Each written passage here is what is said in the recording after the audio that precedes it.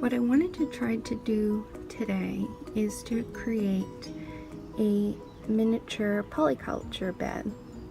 From what I understand, polyculture is kind of a style of gardening that tries to replicate what would be produced in Mother Nature's garden.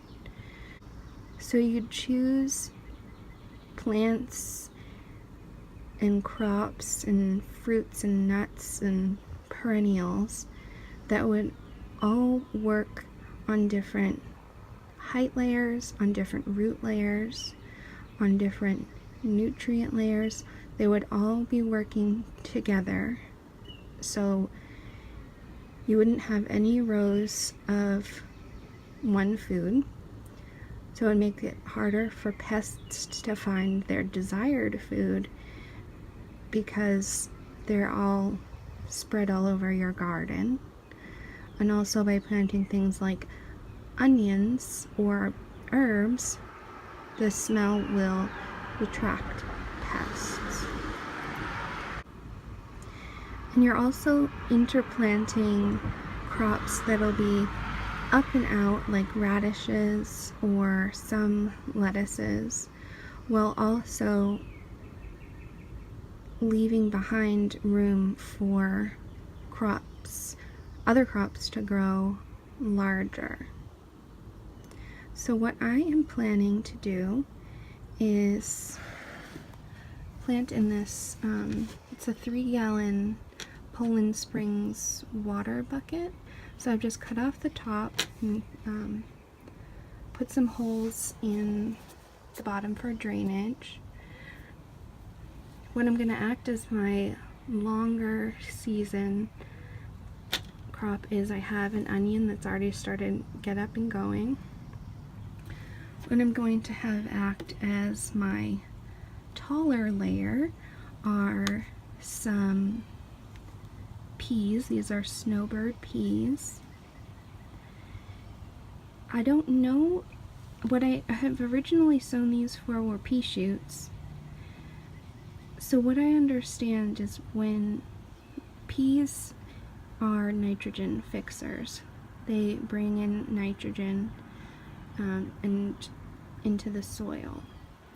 So if I just continue to use these for pea shoots, when I finally take them out, they will leave or take the shoots out, their roots will leave the nitrogen that they've collected and release it back into the soil, which will then work for the greens that I've chosen.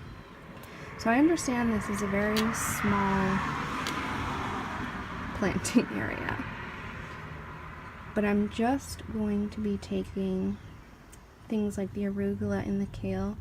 I'm just going to be using them as baby greens or just seeing how far they will get. The radishes, those will be up and out pretty early. The evergreen long carrots will again be another taller structure. And I'm going to try these Parisian carrots.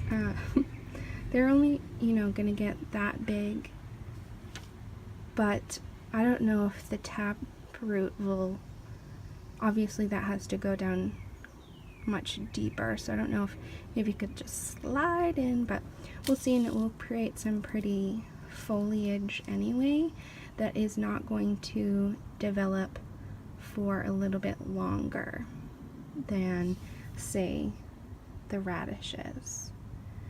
And so one other thing about polyculture is all of the plants are working to help each other, but also adding in an element of survival of the fittest. Seeing what will thrive and seeing what the strongest plant will be. So it'll be an experiment for myself as well. So I've planted everything up now. In the back left, I have a yellow onion that was started from a set. and that will again be in there for a little while. And then along the back edge I have some snowbird pea shoots, which I'm not really sure will survive because they're quite a struggle getting out of their original planting container, so those might go bye-bye. But I've planted them still pretty thickly so that I can thin them out and have a bonus crop of pea shoots. And I've also put them against the back so that I'll be able to have something for them to climb on when they get taller. They are a dwarf variety, so they won't get, I don't think they are going to get past 3 feet. Back in the left corner, I've put a purple basil seedling that I had started, and if that doesn't survive, I also put some Thai basil seeds in, just for good measure. The spring onions I've planted all around the left and back perimeter. They'll be in longer than the peas, so they won't be crowding out the peas, but they'll also again be acting as the taller shade element. And then I had some baby bib, the tom thumb or teeny tiny tom thumb lettuce seeds already started. So I've put 3 in. They only get 4 to 5 inches across. So we'll just see how that goes. And then in the bottom right, I've just sown a little circle of the Parisian carrots. If they do end up germinating, I'm probably only going to keep 1.